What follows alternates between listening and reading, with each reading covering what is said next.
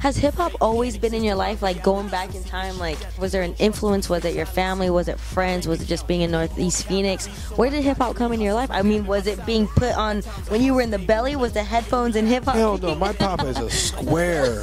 So tell me how hip-hop came into your life, man, and Because how it was became illegal. everything. I've always had an admiration for things I wasn't allowed to do. Oh, you were that kid in the classroom. I would still hate to try am. and put that in order. Oh my God. I still am, you know, and as soon as they legalized marijuana, I quit smoking. Taking all the fucking fun out of it, you know? Wow. So, no, I mean, low-key, but anyways, my daddy was a square. He was a right-wing Republican Christian in the military. He had me waking up at 5:30 in the morning on a summer day doing push-ups to do Bible study. I'm thinking that you were in high school, you were battling other students, and so then you started gaining some sort of reputation as this person. Then you left high school at 17 because your parents kicked you out or whatever the case. What was after that? What did you start pursuing? Was it the rap battles? Like from 17 to early 20s, like there was a missing gap right there as to what was going on. And what made you decide, I'm really about to go for this right now? We got picked up, fresh out of high school, we got picked up by Soulfly. Who's we? Cutthroat Logic. Okay, and how'd you start this? That was the squad. That was the In squad. high school, we were known as the Phoenix Zoo, and there was a squad of like 50 of us. And This is all high school friends. all Shout high them out. school friends, and they're all gone now. Okay. Passed away, locked up, whatever. They're Wow. just are grown and just gave up, quit, plain old quit. It was supposed to be positive. It was started as peace in 9/7. It was supposed to be positive, but it didn't wind up ending up that way. It's because Phoenix is a violent place, and when you are in that type of lifestyle, it creates negative energy, and that just perpetuates into more negative energy. And just, it all started from battling and just ciphers, and after that, we got picked up by Soulfly, and we toured, and All 50 of you, or how many did no, it dwindle down to? 4. 4. Okay. Cutthroat Logic had 4 MCs. It was Kamal, God rest his soul, the Everest College guy, Deontay, my best friend, and then his sister Asha sang. So it was 3 siblings, myself, and 2 best friends.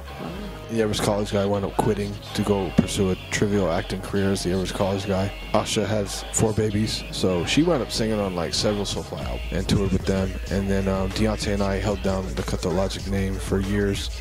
Did a live band project, you know, put out about 4 albums, several EPs, and that was the early days. That was what molded me as an artist. Eventually kicked off, you know, Respect the Underground. And again, having those role models, how did you figure out your way through the business and how to do all that you've been doing? Failed.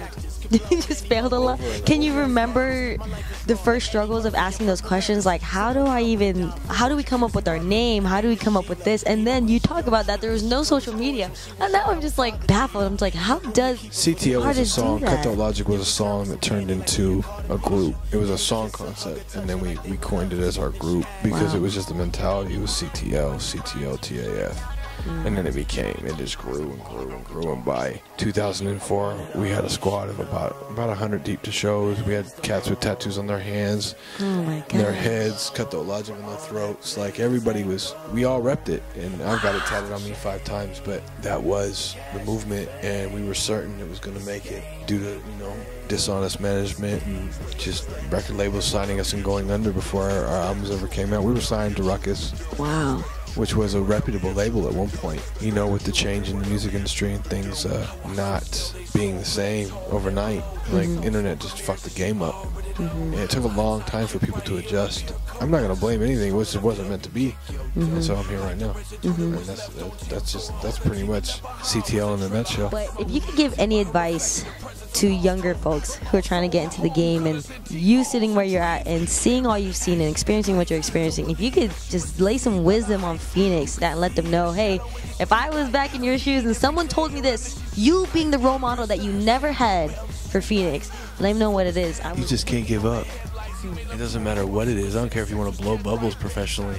Go blow bubbles and be the best bubble blower in the fucking world. It has nothing to do with anything other than dogged determination, consistency, hard work. Every day.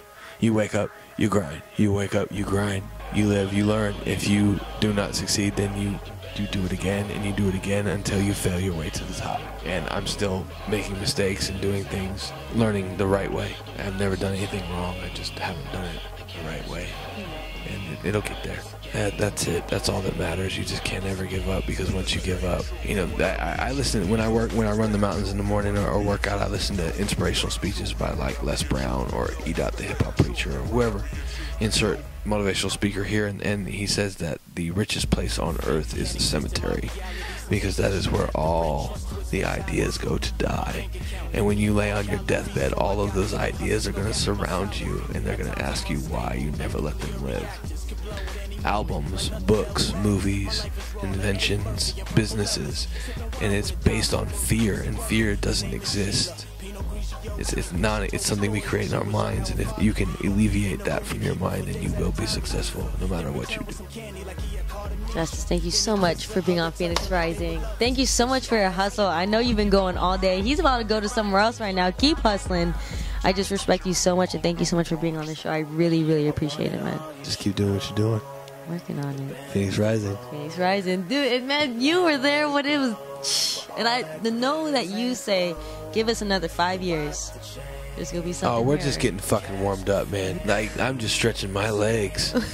Like, they haven't even seen it yet. Like, when the hip hop festival kicks off November 14th, and everybody wakes up November 15th, Arizona hip hop, in my opinion, will only be 1 year old. Because now we have independent success stories. Now we're going to see people go worldwide and get recognition all over the globe, not just in this fucking little town, this little universe where everyone is narcissistic and self-absorbed and think it all revolves around them.